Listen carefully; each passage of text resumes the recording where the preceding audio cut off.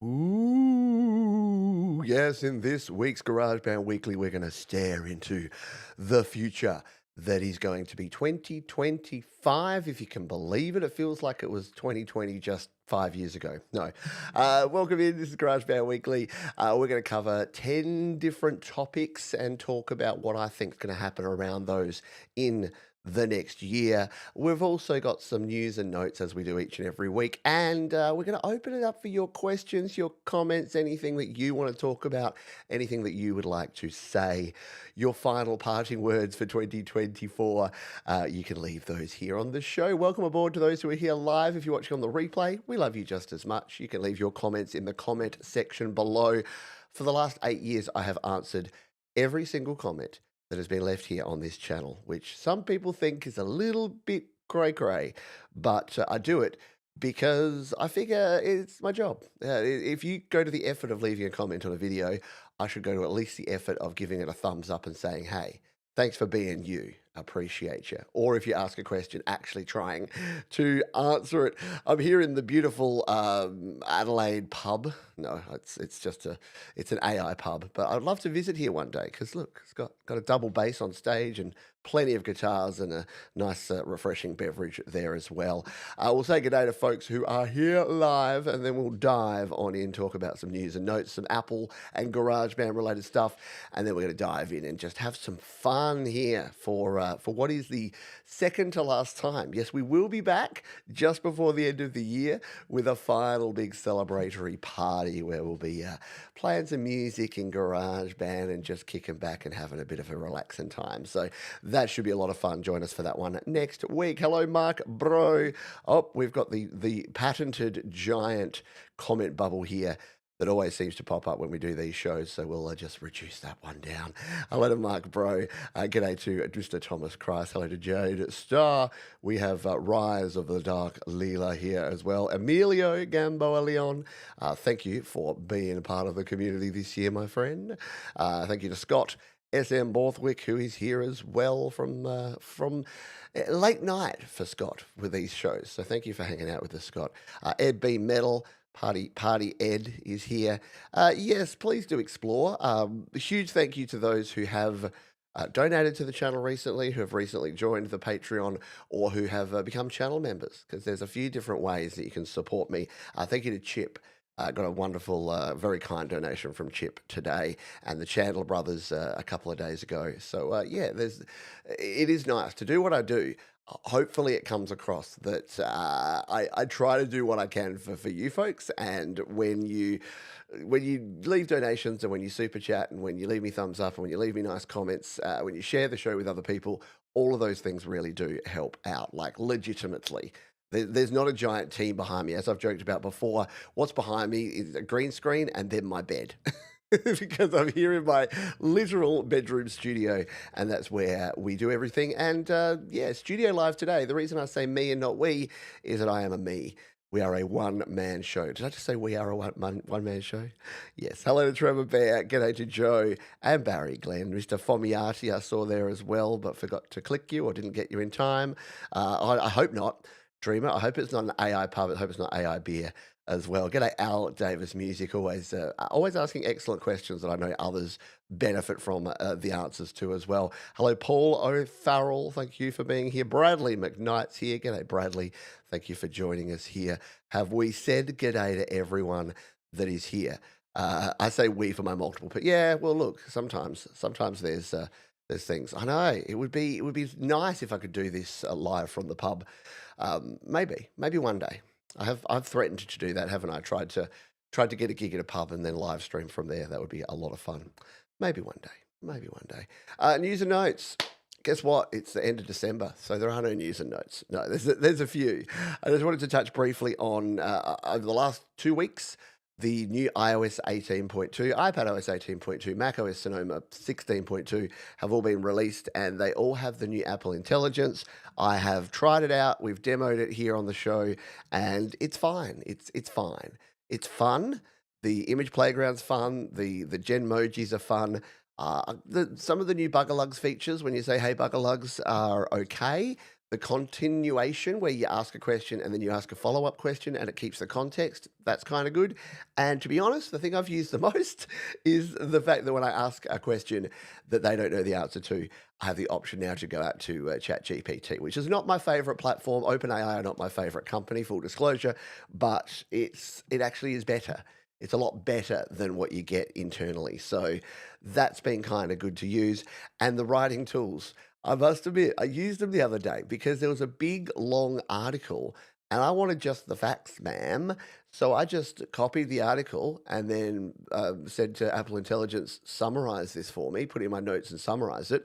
And it summarized it pretty well. It gave me like a one paragraph of something that was like 10 paragraphs long, and it was pretty good. Uh, yes, I did go ahead and read the whole article just to see how good it was, and it did a pretty good job. So there's that, but there's not a lot in front of it. Yeah, look, there's lots of seating in front of me. I know. It's pretty good, isn't it? Hello, my kind of pub, more stage than seating. Yeah, and less people. This is the exact amount of people I would love to have when I go to a pub. I'm not an atmosphere kind of guy. Hello, Nippleback. Hello to Andy Aspine and anyone who I've missed. Don't forget, if you got questions, you can go ahead and ask them. Just to put a big Q in front. That helps me out. It helps me understand that it is a question. And do not forget that you can actually go to, it's linked down in the description of this and all the shows, but studiolivetoday.com/GarageBand. I've had some GarageBand questions in the last week, and I sent some folks over to here because there's not much that I haven't covered in my 5-minute tip series now. So even if you don't want to troll through here and read all of the stuff, if it's TLDR, you can actually jump here into my 5-minute tip series, and pretty much everything with these sort of thumbnails has covered everything you need to know about GarageBand iOS. And I know that even some GarageBand veterans have found some interesting stuff in this series. So if there's something that you don't know how to do in GarageBand and you want to learn, you can jump in there to studiolivetoday.com/GarageBand. And there you go. Tom has put the link there for your linking pleasure. Question is Songtember the first month for the last month of the creative year? Yeah, it's interesting, isn't it? Is that our year? Does our year end in Songtember and then start again in October?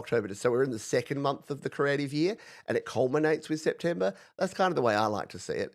I think that you get October, November, December just to sort of relax. Then January, you start your New Year's creating, culminating in Songtember.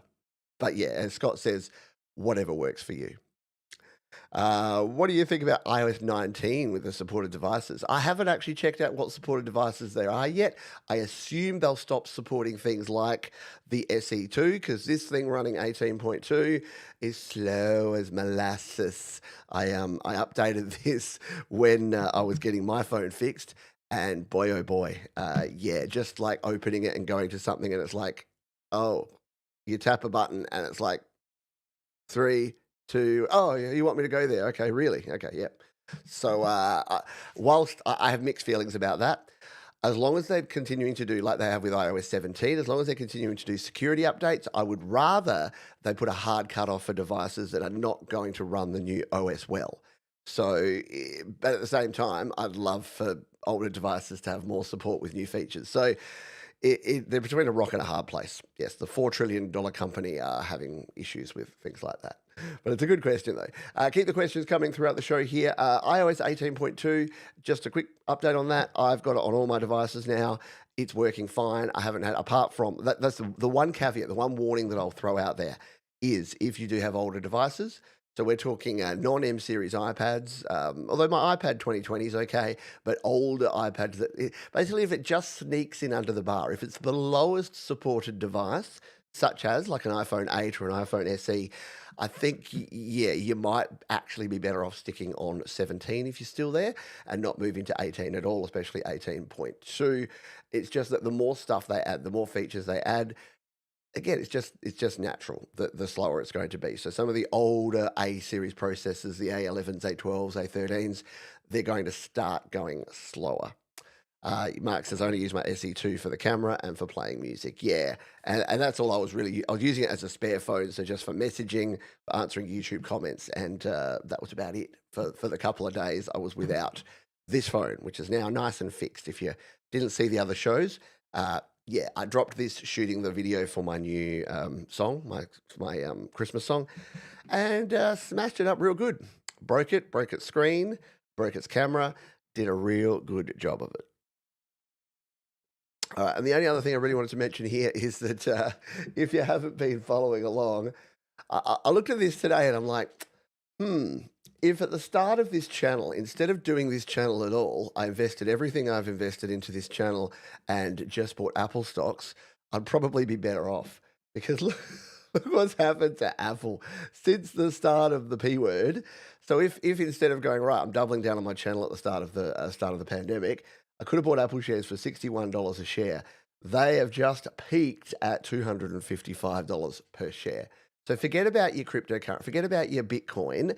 If you're investing, and this is not investment advice, I'm not an investment professional, but my goodness, if you're a smarter than me, if you're a smart person smarter than me, you would totally have taken this ride with Apple and be sitting up here right now. Now, will it go to the moon and continue going up? Maybe, maybe not.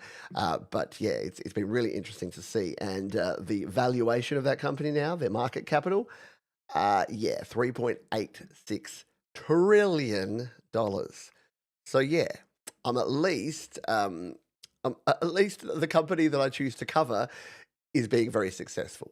So it just means that more and more people are using more and more Apple devices and are continuing to use them, continuing to buy them, continuing to embrace and drink the Kool-Aid. And that's a good thing for us in this community because the more the merrier. Do you agree with that statement? That's an interesting one, isn't it? Is it the more the merrier? Do you think that a high tide raises all ships, or should I be really worried that there's going to be Studio Live tomorrow and Studio Live 2 and the real Studio Live today?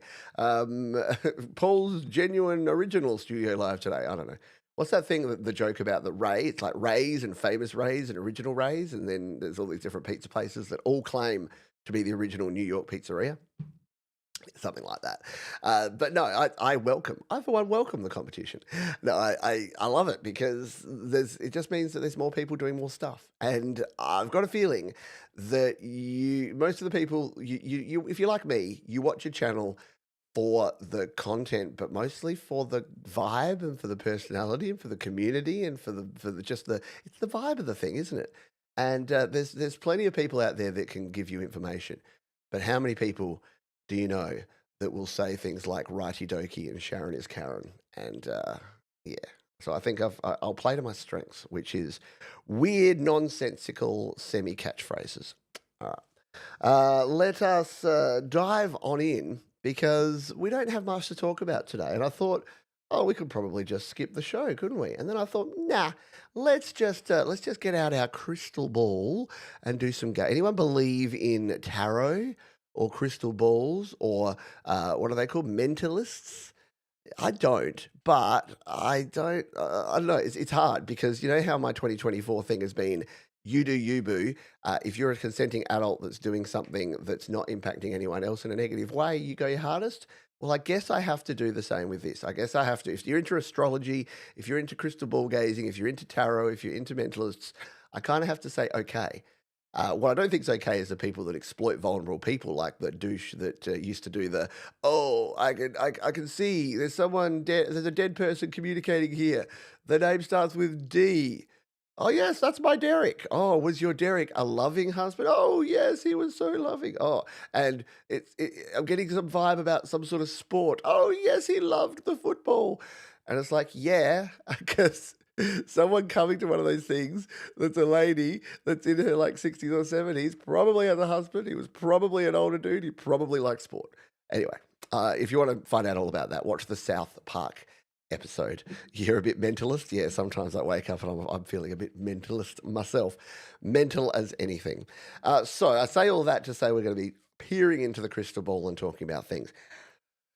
Let's rip off the Band-Aid, shall we? Let's start with GarageBand, however you like to say it, and what is the future of GarageBand? So it's been a very interesting year or couple of years for GarageBand in particular because Logic Pro has got a lot of changes. So we're talking about Mac as well as iOS.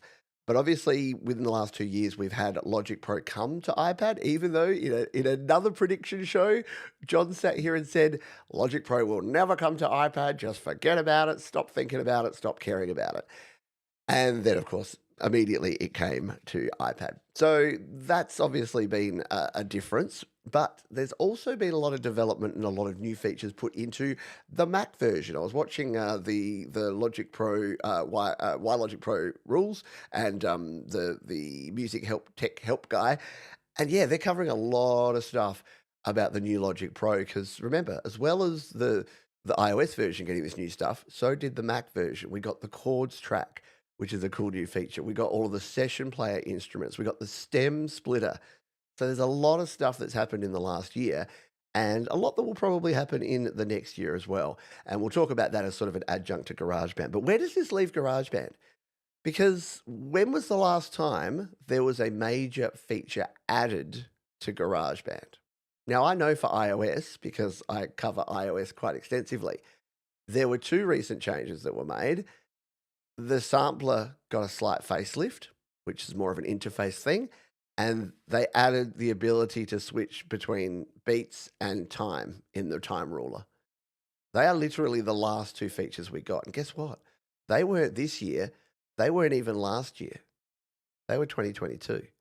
So in the last 2 years, we have had bug fixes, stability improvements, and sound packs. And as someone who has built this channel around covering GarageBand, that's a little concerning because there's really has been nothing else to talk about. I'll still do the videos when there's a new GarageBand release. I'll still do the videos, and there's been a few little things, but most of the time, the new GarageBand is just fixing what they broke in the old GarageBand. And if you've updated to the to the latest GarageBand, you'll know exactly what I'm talking about because there's something that they desperately need to fix in there. I haven't actually checked it for a few days, but let's come in here, and that is that when you are trying to move your play header and find a spot, can you see what it does now? It auto centers, but it does it almost immediately. You used to be able to move from, say, there to there. Oh, okay. So at the end here, it's okay. So see here at the end, we can actually line this up. But if you don't have the start or the end in sight, if you're out here in the middle, as soon as you move to the right, it auto centers to the left. As soon as you move to the left, it auto centers to the right.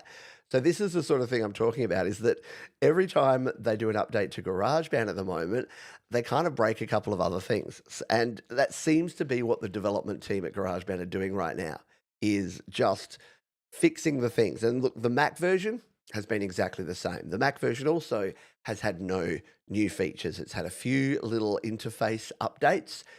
It actually, I tell a lie, there is one actual new feature that has come in the last year, and that is that they have added in a new plugin. And if you're not aware, I've covered it on the channel, but if you wanted to see what it is the new voice isolation plugin, which really only came about.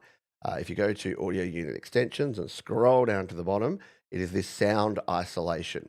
So this is one that's used, it's actually pretty good. It's a pretty good noise removal plugin. It's a bit like Bruce Free, but actually in some ways better than Bruce Free. So that is the one thing that has actually changed. And look, it's not really a new thing. It's a very niche kind of thing that you'll occasionally use. It's not like they added a new EQ. Again, 2 years ago, they did update the interface for a lot of their plugins, their Apple audio unit plugins, and that was a welcome change. But again, it wasn't new. It wasn't new. Breaking breaking things is an Apple feature. There you go. Yeah. Apple will break it, but we'll kind of sort of fix it. Yeah, that's right. And yeah, exactly. Logic Pro was released in 2023. Feels like we've had it for a long time, hasn't it? But because we've had the original version and then, of course, had version 2. And in the last year, we had version 2.1, which was not a huge upgrade, not as big as the version 2 update, but definitely a big update for Logic Pro. So, yeah, is the future of GarageBand doomed? No, I don't think so. I think it is still. Apple have just been a little clearer. So, for a while there, for us iOS creators, there was, do you keep using GarageBand or do you graduate up to Cubasis or to Audio Pro or to another digital audio workstation? And now it's, do you use GarageBand or Logic? Are you ready to go from GarageBand to Logic? And yes, you have to pay for Logic. I get it. It's a subscription service, so that's a bit different. But I don't think it's not a case of you have to completely change your workflow, completely change the way you do things. GarageBand is now an excellent gateway into Logic Pro. Whether you are on Mac or you're on PC, by learning and using GarageBand, you know the basics and you'll know the walls you start to hit and when you need to move over to Logic Pro. The one thing, however, that I will continue to ask about, I have a feel I spoke about this recently. I have a feeling that the reason that this is not done is that it is harder than what we think. But putting in an option to turn off auto normalization upon export is something that I will continue. Every opportunity Apple give me to tell them, if they ask me the question, what's the community thinking about GarageBand? I will say, you will earn yourself so much kudos and so many fans if you just fix the thing that should have been in there from the start, but we'll still be happy with it. We'll still celebrate because the one big problem that we still have that you need to work around every single time when you're exporting from GarageBand is the fact that when you export, it'll auto-normalize. And I won't go into detail about what that means. You can search out YouTube and hear me ranting about that many times. But yeah, just take my word for it that I'm continuing to mention it. But I actually think that when they first developed GarageBand, we've got to remember, this is like 10 plus years ago now. So what happens with code is they tend to turn into spaghetti code where you just build you add code upon code upon code upon code. It's why you have problems where you add something new and something random breaks because the code, it just sits on top. It's not like they go in and they freshly edit every piece of code for the entire piece of software every time. No, they add on to it. And unfortunately, if you add a routine on top, for anyone that's ever done any coding, it can sometimes create unintended consequences that impact things that are sitting there that have nothing to do with what you've actually changed. So it's a challenge, but I'll keep asking about it on all of our behalves. But what is bad news for GarageBand is actually great news for Logic Pro, because what we've seen in the last 12 months is massive development into Logic Pro, to the point where some people have said, you should change this to the Apple Creator Weekly, because we talk a lot about Logic Pro now, because it is basically where the new stuff's going to go. And what is that new stuff? Well, I've already mentioned it. It's the session players, amazing session players. Yes, they'll use AI for it, but it's really just an automated session player. We've had these things for decades in things like addictive drums and addictive keys and smart drummer and easy drummer and all these sort of things. So it's just an extension of that, but it works really well. And the stem splitter, like doing remixes and stuff by splitting out stems. I was using what is basically the stem splitter for my Christmas show because I could just remove the vocals and have a backing track and just use other people's backing tracks, which, yeah, did mean I get copyright claims, but that's okay. I'm fine with that. So there's a lot of new stuff going into Logic Pro, and I think it's a great time actually to be an Apple Music creator, because I think Logic Pro, there's nothing it doesn't do now. Like now that it's got 32-bit float support, that was kind of the last bastion. That was the last thing that Pro Tools user would thumb their noses at and say, you don't even have 32-bit float. The irony is very few even Pro Tools users use 32-bit float. 24-bit is still kind of the industry standard for audio quality, but it's now absolutely equitable. And when you look at the cost difference between Logic Pro and Pro Tools, ironically, Logic Pro on the Mac is a single-time purchase, whereas Pro Tools has moved towards the subscription model on the Mac. And then it's sort of flipped around when you go to iPad, which is that every other piece of software is an outright purchase, and then it is Logic that is the subscription model. Steinberg, Cubase's, are they going to go to a subscription? Cubase's 4? I wouldn't be surprised. In fact, I'd be surprised if it was the opposite. There you go. Hot take predictions for 2025. I know we're not talking about Cubasis. This is the GarageBand Weekly. But if I was to predict it, I would say that Steinberg will go to a subscription model as well. And they'll price it lower than Apple. And they'll say, you can do everything you can with ours, but instead of being $5 a month, it's $3 a month or something like that. Anyway, let's talk about iPads. What's happened in the world of iPads in the last year, and what do we expect for the future? So we got a new iPad mini this year. We got a new iPad Pro this year. We didn't get a lot of updates to the vanilla iPad. That's sort of sitting there waiting for a bit of an update. So look, 2025 will be more of the same for iPad. will we see amazing changes? Will we see folding iPads? Will we see new sizes of iPads? Will we see that weird iPad floating on a ball with a stand that Mark Gurman said was going to come out? One of the speculators, one of the Apple rumor people. I don't think so. I don't think we're seeing, again, this is the famous Pete says something and then it happens anyway. I don't think we're seeing a bigger than 12.9-inch iPad or 13-inch iPad. I don't think we're seeing any new form factors for the iPad, but, surprise me. Prove me wrong, Apple. Prove me wrong. Mostly because I think they've hit the sweet spot now. With the iPad, you've basically got your four models. You got your mini for those that want something that's smaller, a smaller, more portable experience. You got your vanilla, which is great for your GarageBand creators and people that are doing sort of some light work. You got your Air, which is the sweet spot in my opinion. I think the iPad Air is awesome. It does everything that most creators need. And then if you're going to be a high-end user running like 14 different AUV3 plugins in Logic Pro or whatever, you got your Pro. And so I think they've got everything covered. And then they've got your 11-inch screens and you got your 13-inch screens. So if you want something a bit more screen real estate, you pay a bit more and you get a bit more. You've also got the bigger RAM and memory. So if you get the 1 terabyte or 2 terabyte models of the Pro, you get 16 gigabytes of RAM. So if you wanted to future-proof yourself right now, you would get a 1 or 2 terabyte iPad Pro with M4, which is kind of ridiculous. It's absolute overkill for what people are using right now. The sweet spot is your Air or your Pro with M1 or M2. And then, you've got your vanilla iPad if you're just starting out. So it kind of gives you that easy gateway in, doesn't it? It makes it really easy for people to get into creating by just getting the iPad that works for them at the time and then moving forward from there. Mark needs a hub for his new iPad Air. Yeah, that's the problem, is that you buy the new piece of kit and then you're like, right, now I need the accessories, now I need this, now I need that. But the good news is that USB-C.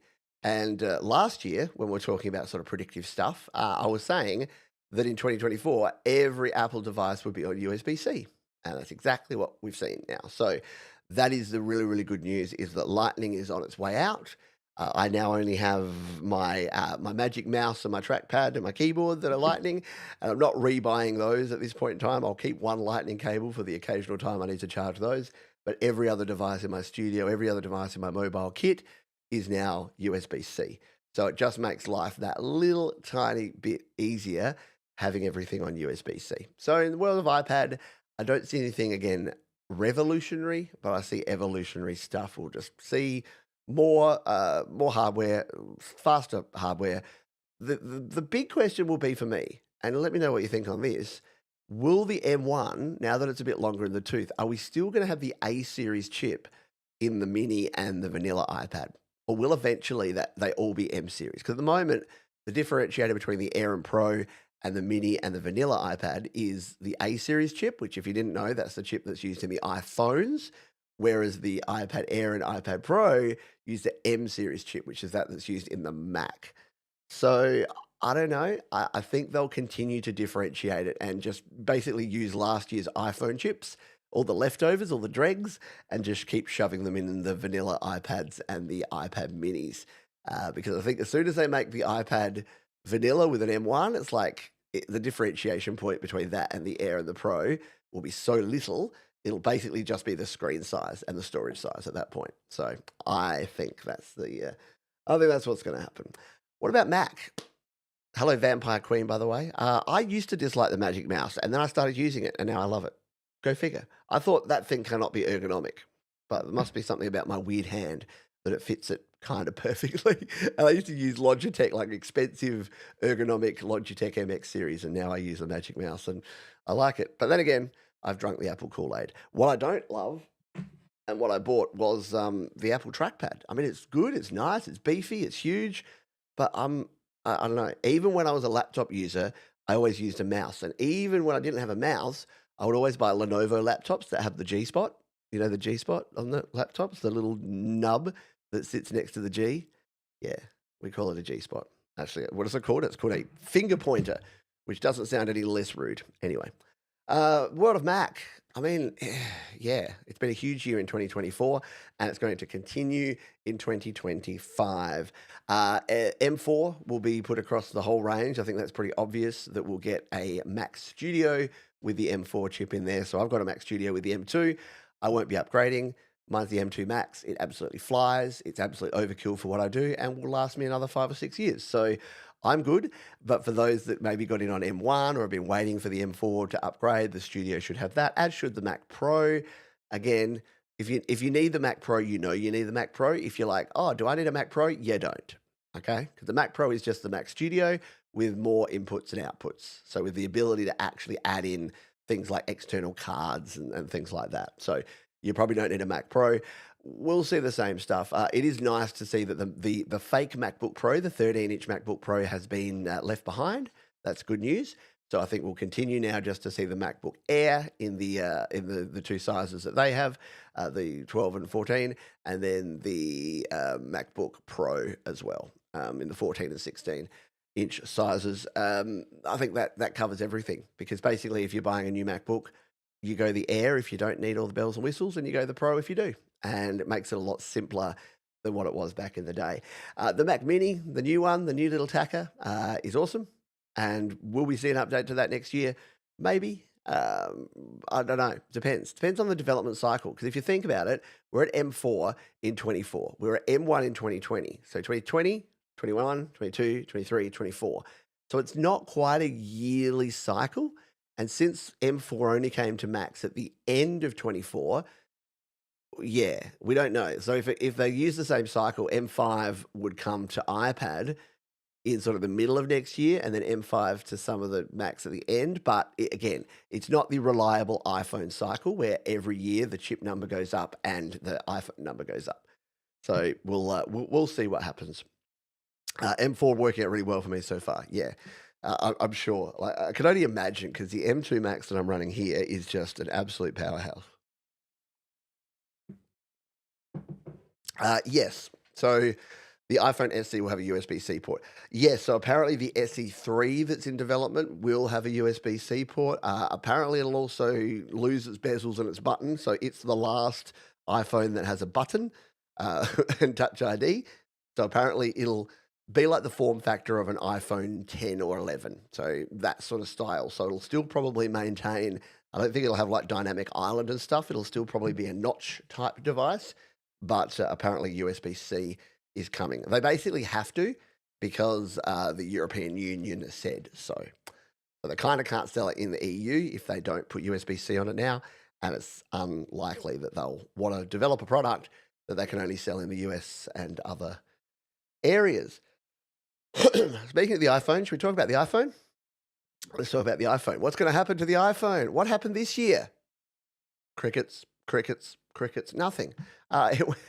They changed the camera position. It's now like under each other instead of crossover. Yeah, that's a thing. On the 16, that is. The 16 Pro still looks kind of the same.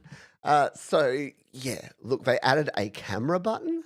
They added this little button that you press that I have never actually used this, because I forget that it's there. When I'm actually wanting to take a photo, I forget to press it. But now that I do that, it's actually really handy, because I can just click. Yeah. Okay, maybe I need to get into using that. But no, I've only ever brought up the camera accidentally with the camera button.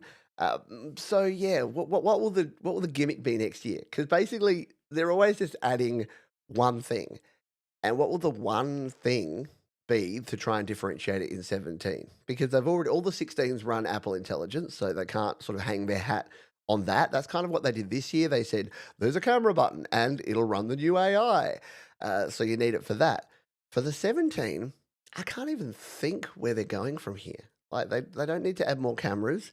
The camera will be slightly better, because it always is. I don't know what is the public asking for right now. I honestly don't think we're getting folding phones in 2025. We may in the future, but I don't know that. Again, $3.86 trillion company. They basically just have a license to print more money by just releasing a slightly better iPhone next year. That being said, iPhone sales have slowed against predictions in the last year, because if you had a 15 or a 14, yeah, you ain't getting a 16 unless you really want the AI stuff. So I think they'll be continuing to push the AI stuff. It'll continue to be evolutionary as opposed to revolutionary. And the iPhone 17 will be basically exactly the same. It'll have the next level processor in it. Who knows? My friend uses Logic Pro 11 on the MacBook Air M1. How do you make it run better? MacBook Air M1 should run pretty good. Yeah. For Logic Pro 11. How do you make it run better? Um, well, a lot of different things. Basically, if it's using too much of the processor, you can look at the plugins you're using. You can enable the low latency mode that disables some plugins while you're recording. That can improve performance. Always make sure you've got plenty of hard drive space. That can improve performance as well, so that it's not doing a whole bunch of disk swapping while you're recording. The problem is, though, that you can't just upgrade memory. This is why when you're buying a new Mac, and we'll pause on this before we move on. If you're buying a new Mac, make sure that you stretch your budget as far as you can for memory and for hard drive space because you can't add to it. And weirdly enough, even though you can actually add an external hard drive, it just makes it so challenging to try and juggle things having an external like SSD plugged in. So yes, memory is slightly more important because you absolutely can't add memory, but I would also make sure that you're getting yourself at least 512, if not a terabyte. I think 2025, I'm going to say, is the year of the terabyte storage. I think if you get a Mac, it's got to have a terabyte. And if you get a portable device, I mean, 256 you could still get away with, but 512's, I think, the sweet spot, especially if you're going with an Air or a Pro. I think you need that extra. I think you'll feel it if you don't get that extra stuff. My next phone will be the Pro model. I need that always on feature. Yeah, but exactly the 15 and that's the thing. I thought I would miss some of the features, but I actually realized that I didn't really like the always on of the 15 Pro that I had, and I'm not missing it at all. So I kind of like the 16, and the camera's well and truly good enough for what I do. Heathen Grady says I have Windows PC. That's the thing. If you're using Windows, yeah, you can do all sorts of fun things. I was almost going to build a new Windows PC before the new Macs came out, and then M1 came out, and it changed everything. The iPhone SE third gen was released in 2022. Yeah, did I say second? Did I mean third? I think this one's the third, isn't it? The latest SE. So yeah, it must be the SE fourth gen that is the one that will be coming around the mountain when it comes. Let's talk Apple in general. As I mentioned before, not struggling for cash, $3.86 trillion. The challenges that Apple face in 2025, and we don't, I've drawn a line in the sand and said we're not talking politics on these shows, but in terms of the political impact to Apple, the situation with China will be big. The potential situation with tariffs could be big. So there's kind of two question marks around Apple's success in 2025. So if you looked at that share price and you're like, right, I'm going to be buying big on Apple, remember that investment always poses risks and blah, blah, blah, blah, blah, financial advisor. Because Apple have got two challenges. One is that they heavily rely on manufacturing in China. They have started boosting manufacturing in India to kind of cover some of the overage and also hedge. Because if suddenly China says, no, we are no longer manufacturing any products for America or for anywhere else in the world, guess what? Yeah, Apple are SOL, which as we know is sort of out of luck.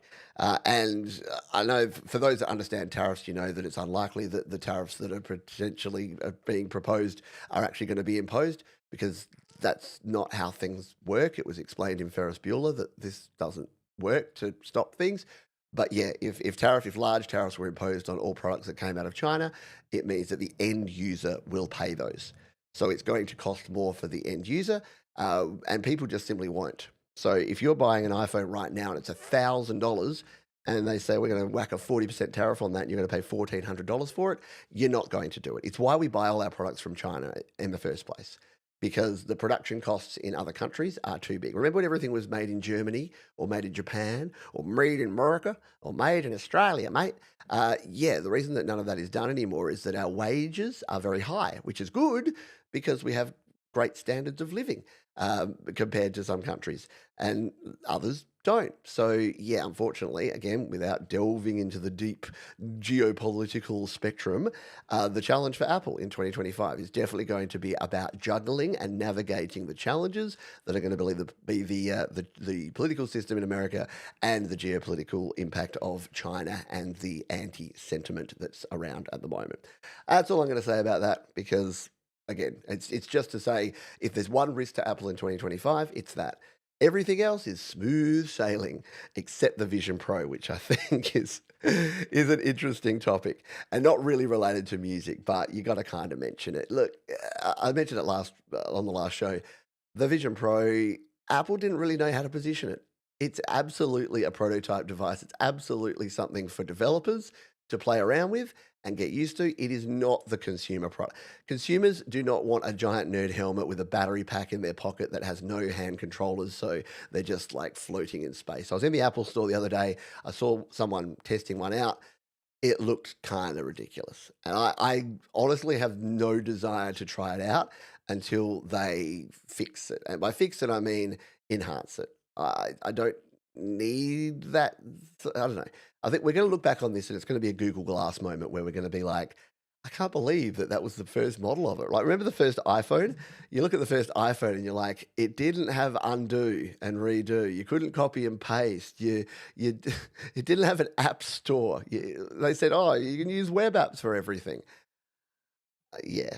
So I think that it'll be interesting to looking back on the launch of the Vision Pro and basically again, Apple want everything to be, this is the best thing, and this is exactly what they should have said is, yeah, this is our first crack at this. We don't like the fact that you have to put the battery pack in your pocket either. We would love to have the battery built in, but then you'd have no capacity. Yeah, we don't love the fact that it's a giant clunky nerd helmet either.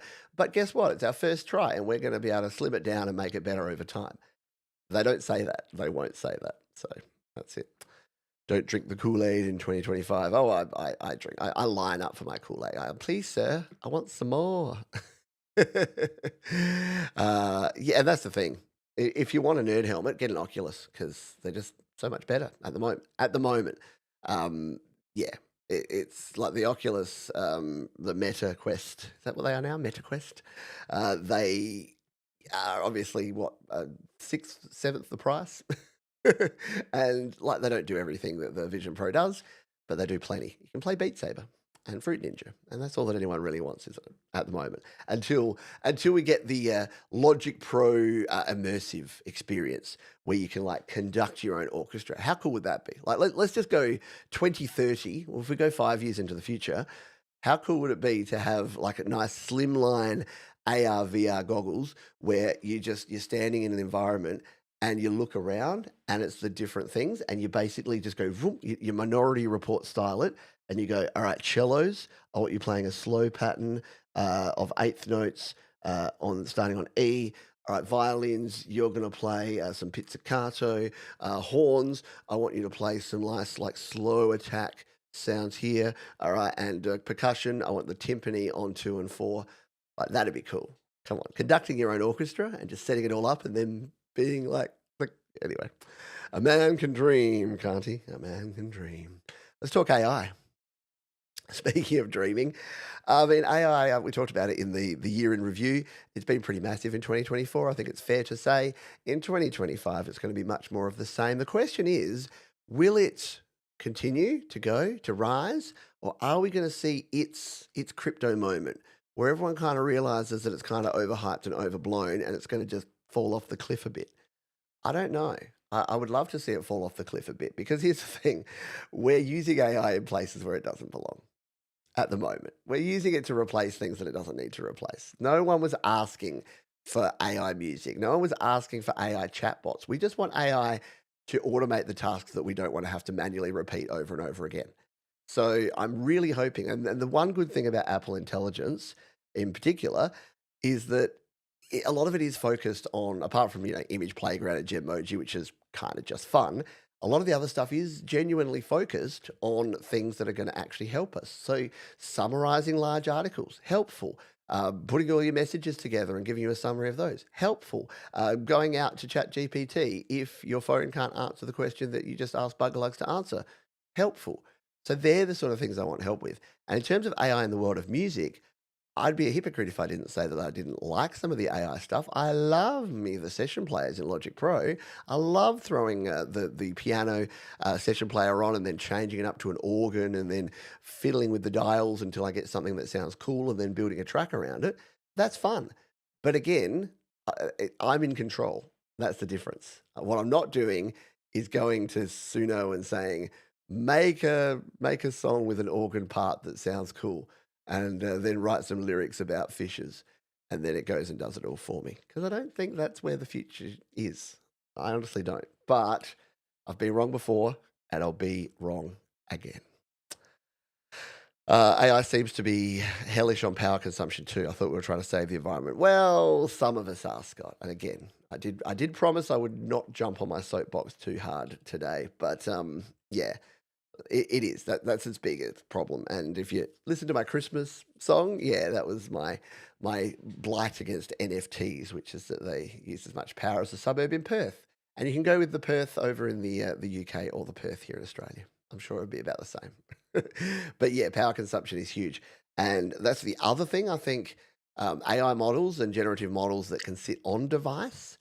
And now that our devices are actually a lot more efficient, because, if you don't listen to the Apple announcements, they talk a lot about the efficiency of their chips and about the efficiency of their packaging and how net zero targeted they are. And they're one of the few companies, again, you can say a lot of things about Apple, but they're one of the few companies that their trajectory towards net zero emissions in 2030 is actually kind of on track. Every other company said we're going to do, like Nvidia. Nvidia said, yeah, we're going to try and get to net zero. And now they're going through the roof. Microsoft, same deal. And why? Because they're running these AI models and these generative models. Microsoft are like, we need 3 Mile Island. We need an entire nuclear plant to be brought back online just so that we can run these AI generative models. So yeah, it's a challenge. Yet, as Aaron says here, some of the AI stuff is handy and cool, and it is. So yeah, the more stuff we can get on device and running in an energy efficient way, then the better off we'll be. Mark says, I hate mowing the lawn, but I'm not sure I want AI in charge of large, powerful blade. Well, that's the other problem, isn't it? Isn't that always the future hellish landscape of that there's going to be machines that take over and that become sentient? And yeah, of all the things I don't want to be sentient, yeah, lawnmower's right up there. Maybe those weed whackers. If you ever had those weed whackers with the little thing that spins around and you've like hit your toe with that, even wearing shoes, man, is that painful. I don't want my weed whacker to be sentient either. I've been playing around with Google's Gemini. It's okay. Yeah, that's the thing. I think AI, it's okay. That should be its new catchphrase. AI, it's okay. Just a big poster. It's like OpenAI's new ChatGPT model, and then it's just got meh in quotes because kind of it. All right, what have we got here? Let's talk about a few final things before we finish off. Community. Yeah, I think the community in 2025. What do we reckon? What's going to be happening? I think it's more of the same. I think that at least from where I sit, and maybe I don't know that they say. I'm not comparing myself to a king or a queen here by any stretch, but they say that when the queen goes in back in the day when there was a queen, I guess the king now, when the king goes and visits somewhere, the joke is that why does everywhere smell like fresh paint? So I don't know whether I'm looking through those same rose-colored glasses when I look out. Maybe there is horrific infighting. Maybe there are horrible flame wars. Maybe there is massive trolling that goes on in and around music and home recording communities. I'm sure there is. I don't know, because in 2024 I went with You Do You Boo. I've probably been ignoring it. And not that I want to get involved with it again in the future, but I think that driving positivity, again, what I've been talking about in the last couple of weeks and ranting and getting on my soapbox about is, yeah, I think that what I want to do for the community in 2025 is promote positivity, promote inclusion, and promote diversity. And whether that's in people, in music, in technology, in platforms, whatever it is, I think that those 3 pillars, I don't think will guide me too far wrong, because I think a lot of the times it's about not including people. Oh, you use Windows, you're not okay. Obviously, there's other more harsh ways that you'd interpret that. But yeah, on diversity, anyone who makes R&B music or lo-fi music is crap. Yeah, no. or just negativity. It's like, oh man, I can't believe that GarageBand haven't, I don't know, put auto normalization option in GarageBand. Oh no. Okay. That's right. I can have a bit more negativity this year and then next year I'll be better. But yeah, I just think having those, and it's a bit like with this channel, I put a filter across it at the start to say, if I'm making something, it's got to be helping people create, record, and release their best music. And have I varied from that? I got called out on it by someone recently because I made some video and I can't remember exactly what it was, but they were like, excuse me, how is this helping people create, record, and release their best music? And I'm like, I don't know. I think it was like digging lint out of your headphone jack. And I'm like, well, if you don't have a headphone jack, you can't listen to music. And if you can't listen to music, you can't hear good music. And if you can't hear good music, you won't create good music. I don't know. It's a long bow to draw, but I'm going to draw it anyway. Oh, there you go. I love diversity, and I'm made out of diversity. That is a good thing. Absolutely. Charles, let's talk about recording. Uh, Look, is there going to be massive changes in recording? Home recording itself is a bit like the iPhone, and a bit like the Mac, and a bit like the iPad in itself. We're kind of there, don't you reckon? What are we missing? I'll flip it around. Similar to your phone, it's like, what is my phone missing right now? What do I wish it had that it doesn't have? I can't think of it. What does our home recording software not have, or even our hardware not have, that we wish it had? I mean, I think the last bastion was kind of 32-bit float, which means you don't have to grapple with the input gain quite as much. So I guess that's good. So less people clipping their signal is good. But what are you looking for? More automation, more AI? Maybe, maybe not. We have every plugin. Like, is there a plugin that we don't have that you're just desperately waiting for? I don't think so. I think really, if I had to say, and I don't know whether I want this or not, but the one thing I still see folks struggle with is just basic mixing, is just getting the balance of everything right, just having a nice balanced mix. And I think, at the risk of putting myself and others out of a job, I think the one thing that I would love to see in the future with recording and with mixing and with mastering is not automated, but analysis tools. And these already exist. There's some out there. But I would love if Logic Pro, when you put everything in, I would love it if it said, "Hey, this the guitar is poking out a little bit too much here. I would recommend automating this to here." And yes, you could have a button that just does it all for you, but I would actually love like as if it were a person listening to your mix going, "Yeah, I think your vocals are about 2 dB too loud. I think you might need to automate down your guitar at this point. At this point, your kick drum's so loud that it's going to start limiting. It's going to do that weird pumping sound." Because I still hear the things I still hear from folks starting out that kind of take a great song and make it just okay is mixing issues. The other thing I wish that recording, so I guess there are some wishes, is timing. I would love it if there was something that could analyze the timing of your playing and just tell you if you are off the beat, if you are not quite in the pocket. Because of all the things that make a professional mix, a professional sounding song that's recorded in the home studio sound super amateur, is when there's timing issues. And correct me if I'm wrong if you don't think that's the case, but I listen to a lot of music. Like we play 40, 50 songs on Your Music Live every week, and I listen to twice that every week. And the ones that don't make the grade are ones where there's just inherent timing issues. And look, does everything need to be metronome perfect on the beat, on the click every time? No, of course not.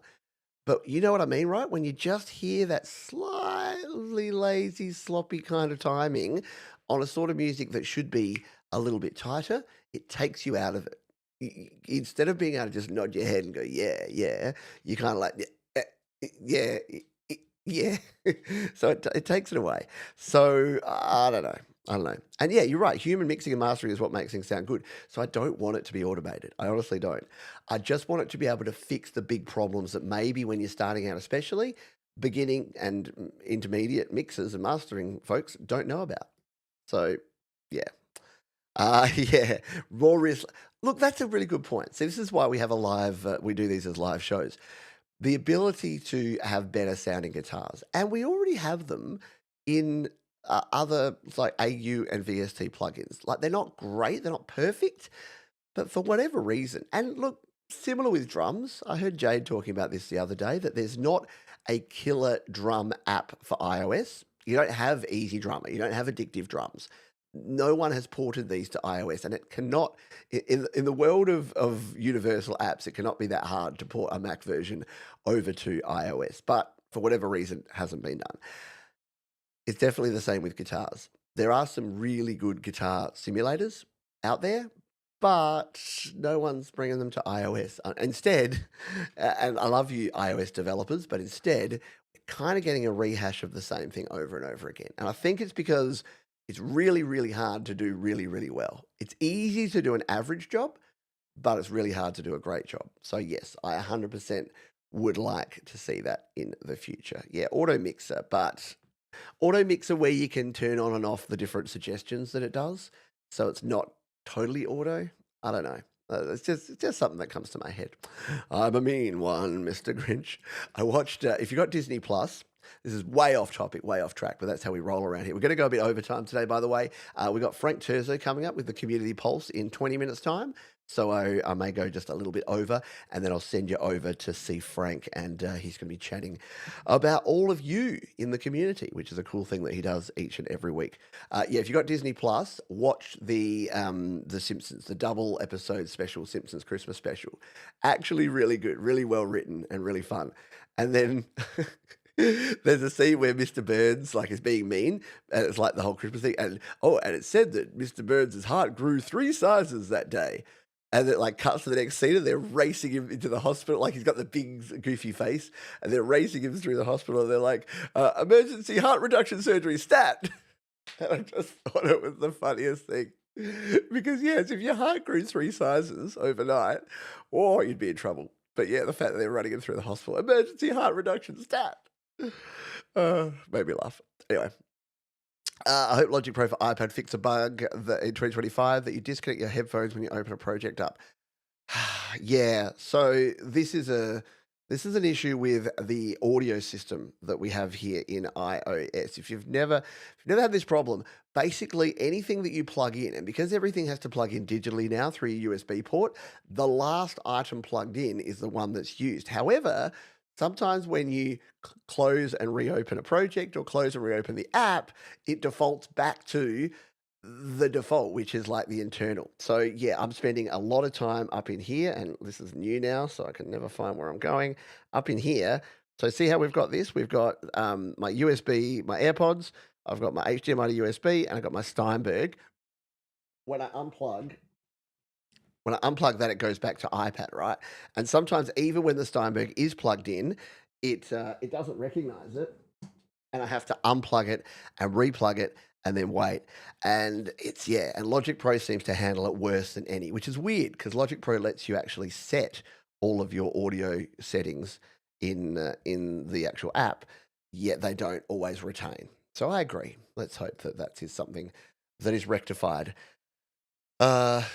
I ask people who've collaborated with to please use a click track. I have a hard time when things are off. Yeah, and look, again, I'm not saying don't hear what I'm not saying, but I'm not saying that everything has to be perfect because there's reasons why there's a difference between just feeling the groove and being in the pocket a bit and just maybe pulling and pushing a little bit, which I think is just natural music and what you want in a human feel, and just being out of time. And I think just that sliding out of time and not being on the beat, especially when you're hitting a note and it's just a little late or just a little early for no reason, I think that's different. Yeah. I don't know. I don't know, man. All right. Music. Let's talk about music in general, hey? What's happening in the world of music? Pop music, popular music, rock music. I think I've seen some signs that things are getting a little better. In the last few years, I'm hearing more guitars. Look, if you just listen to the top 10, you're going to hear the same stuff. You're going to hear pop music that is turned up to 11, that the hook or the chorus is going to hit you within the first 30 seconds. They're not going to be long because attention spans. So if you listen to the top 10, it's going to be 10, 3 to 4 minute songs, usually in a female vocal or a falsetto male vocal because that's what's popular right now, usually with a beat that doesn't involve anything outside of some 808s and some synth sounds. And that's just what's going down. So in terms of real music, I mean, you still got your Pearl Jams, your Foo Fighters, your Green Days kicking around. You've got newer bands like 21 Pilots that are doing great new stuff. You've still got a lot of the sort of older guitar. You got your Muses and the like that are still creating great music. Franz Ferdinand put out a new song which was really good recently called Audacity. Audacious, sorry, not Audacity. Audacity is that's the music app. That's the recording app. So yeah, so there is some good music out there. The thing is, I'm a little bit sheltered from pop music or popular music, except when I hang out with my children. In which case, like they're listening to songs and they know all the artists. And I have to fight my old man instincts to go, "Meh, kids' music those days." Because here's the question: would I prefer that they don't listen to music at all, or would I prefer that they listen to what's popular right now? I would prefer that they listen to some sort of music. And it's not for me. It's not supposed to be for me. And that's kind of the way I'm looking at a lot of this stuff now. Is that instead of Rick Beatoing it and going, music's no good these days because it doesn't comply with the musical standards that I decided were the musical standards in the 1970s, how about I just go, music is like language, it evolves, and it won't be for everyone. Just like I don't like when people put THX for thanks in a text message. I think it's lazy and I don't think it's necessary. Or because BC, I don't know, because BC, I don't know, it just looks sloppy and lazy. But for someone that's under the age of 25, it's just how you communicate. And it's not up to me to decide and to make rules and rails around how people communicate. It doesn't mean I can't be grumpy and shake my fist and yell at clouds occasionally, but it is what it is. It's going to change and evolve. And the thing is, if I embraced it, they would just go on and do something else. So it is. It's any time that there is a culture, any time that there is a standard, there will always be an anti-culture and an anti-standard. There'll always be movements that are anti whatever the establishment is. It's why the kids look like they're in the 80s now. Thankfully, we're moving into the 90s revival. So for the longest time, for about the last 5 years, it's all been mullets and moustaches and terrible shirts and boat shoes and like I'm like, this is what we decided was a bogan look. This is how we didn't want to dress because we looked back at the 80s and laughed at it, and now it's what's in fashion. And the next thing is going to be the 90s. So I'm absolutely looking forward to everyone wearing long hair, flannel shirts, ripped jeans, well, but not designer ripped jeans, just you just haven't washed your jeans for a year and just moping around, staring at the ground, being all depressed. Wait, maybe I don't want that. Anywho, g'day, Jeremy. Hello. Loving this community. It's the first I've ever interacted with. Excellent. Welcome aboard. You have chosen, as they say in Indiana Jones, you have chosen wisely. You didn't disintegrate and fall apart like the skeleton. You've chosen wisely. There's also still the Black Keys, exactly. The old school stuff. The Black Keys are still doing good stuff, aren't they? Guitar solos and CDs are making a comeback, I've heard. I saw a video the other day. I'm so glad for this because I'm going to take you behind the curtain here. See what I've got down there? I have all the CDs. Is this the first time I've peeled back the curtain?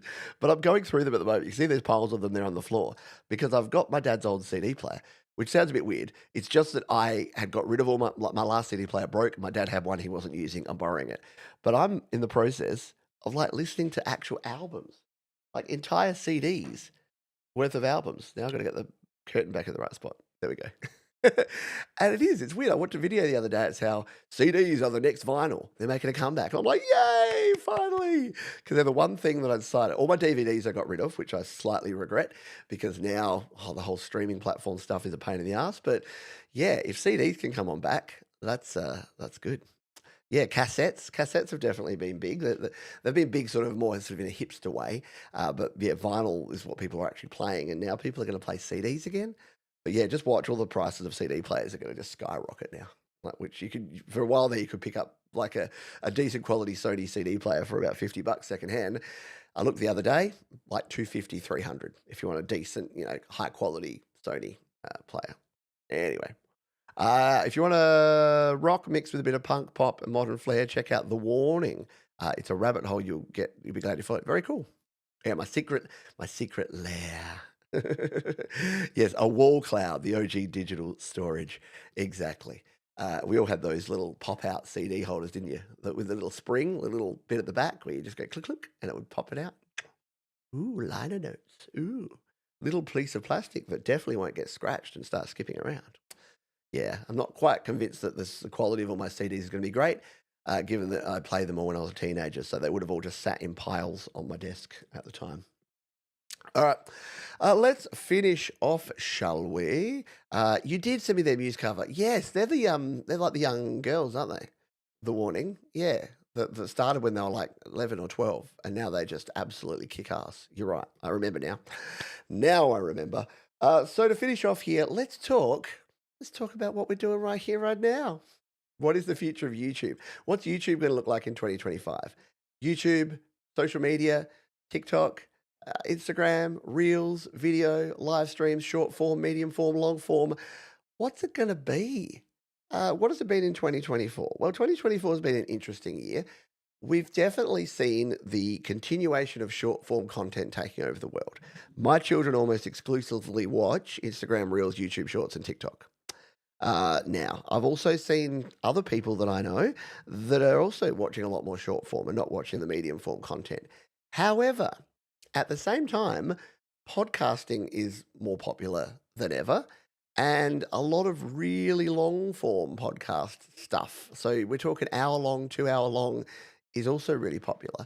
So it seems, from the outside looking in, it seems that it's either really short or really long, which isn't fabulous for, the medium form content creator because a lot of my videos are 5 to 10 minutes or 10 to 20 minutes for some of the older stuff, the more instructive stuff. So I'm doing a little bit of soul searching at the moment to say, how much do I focus on the short form? Because here's the problem, folks.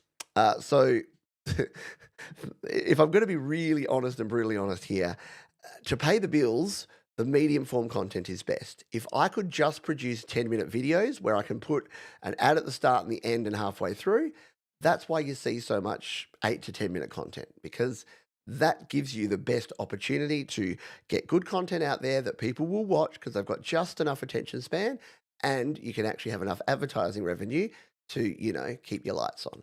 Short form content, you get paid between a 1/10 and 1/20th as much for the same number of views, which kind of makes sense, yeah, because if you ever watch short form content, if you got an ad at the start, middle, and end of a 1 minute video, you would stop watching them. So they can't put as much advertising in short form. Longer form content is kind of the worst of both worlds, yeah. So people's attention span, they're not going to generally watch an hour show. You are, because you're awesome. You know you're awesome. But a lot of folks aren't going to watch an hour or more long stream where it's just someone talking about stuff or showing stuff. And if they do, they might either tune out or so you kind of get the same problem there. So it'll be interesting to see what the mix, and look, it's like business. Every business has this problem. They're like, what is our product and service mix going to look like? So how much should I do as live streaming? How much should I do as medium form? And how much short form content should I do? And is there a fourth form of content that I should do completely different than what doesn't even exist right now? I don't know.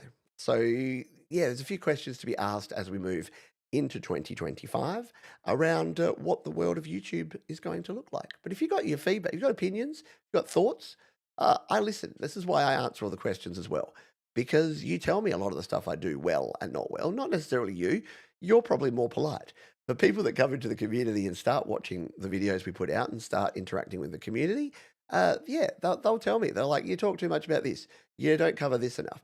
We need more videos about GarageBand. We need less videos about GarageBand. We need you to cover Logic Pro in more detail. We need you to cover Logic Pro, but stop rabbiting on about it. So yeah, it's always going to be a balancing act. Not everything will be for everyone. And that's why it's a YouTube channel. Like there's a very fine line there, because I need to ensure that I stay in my lane to some extent. If I start making videos about basket weaving, it's going to be a very small proportion of you that are very excited, and the vast majority will tune out.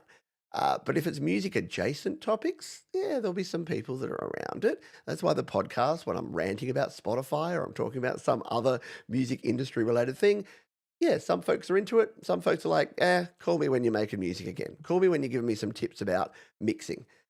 which is fine. And there's other folks that are not even that interested. We've got some folks that come along and watch the happy hour every week, and they don't really care about much of what else I do. So, yeah, I say all that to say everything is a balance, everything is finding a mix. And I think in 2025, again, like I said before, whenever there's a movement, there's always a counter movement. So I'm actually thinking that we'll probably come back to, but I think that there's a new field. I've done a few experiments with short videos, but not too short. So they're not actually shorts, they're not vertical, but they're 2 to 5 minutes. The reason I did the GarageBand 5 minute tip series is I wanted to see, can I have my cake and eat it too? Can I have the best of all worlds? Can I say, here's some useful information, but instead of it being in a 12-minute video, I've packed it all into 4 minutes for you. And you might have to watch it twice, or you might have to pause it as you go, but that's cool. That's your prerogative. So yeah, we'll see how that all works out. Yep. Yeah, all my shorts are high numbers compared to my long vids. Yeah, and that's the thing. And look, if I didn't have to pay the bills, I would do that because I'm the same. I could make a short video today that I could almost guarantee would have 1,000 views overnight. If I make a long form video, yeah, maybe two, three, 400 overnight. But the difference is, at about a 20th of the revenue, I wouldn't be able to keep the lights on. If I just made short videos, I'd get all the vanity metrics would look wonderful, except for the one metrics that counts, which has got a dollar sign in front of it. So, yeah, and it definitely does depend on the audience, indeed. Yeah, because some folks love the long form, and some folks just love to get in and get out. So my focus will be, we'll still have the live streams. Don't worry, these are going nowhere if you like just sitting and having a chat and kicking back and going into lurk mode and putting them on while you work or whatever it is. More than happy to have you here. And we'll keep doing these, but we'll be experimenting. I'll be experimenting with some different lengths and sizes of videos, a different series of videos showing different things in 2025. Phew, that is going to do it. That is going to do it for this week's show of GarageBand Weekly. Don't forget that Frank Terzo has got his Community Pulse show coming up after this. You will be sent over there, but I'm just going to grab you a link so that we can send you there. It is his Christmas special of the Community Pulse show. People are already lining up to get in there and have their say. So I'll throw that here in the chat. We'll have a quick drink before we say goodbye. So jump on over. Thank you, Mark, for being here. Yes, different strokes for different folks. Absolutely. We are not all the same, and if we were, it would be dead boring. So boring. Diversity, remember, there are things. There are pillars, 2025 pillars: positivity, inclusion, and diversity. And we want all of those. Thank you, Scott. Yes, Merry Christmas, Happy New Year. Well, I won't say Happy New Year yet because I'll be seeing you again next week. But for those that I don't see and talk to between now and then, it is Christmas Eve here in Australia, and it's the Christmas Eve for many of you. And I won't be back live until after we've all enjoyed Christmas. I'll be back with the podcast later in the week, where we'll be chatting about a few things. Thank you to Jade, Star. Thank you. I've huge Christmas hug. Yeah. My chin will always be up. In fact, I've got multiple chins, so there's always one that's up at least. Oh, finish on a self-deprecating note. Not really. Thank you. There you go. Not a natural expression for a youpa. That's going to do it. Please, folks, be kind to yourselves. Be kind to others. Keep creating, and jump over and support Frank and the team over there, and tell Frank that Pete said he sent you over. All right, thanks everyone. I'll see you next time. Bye for now.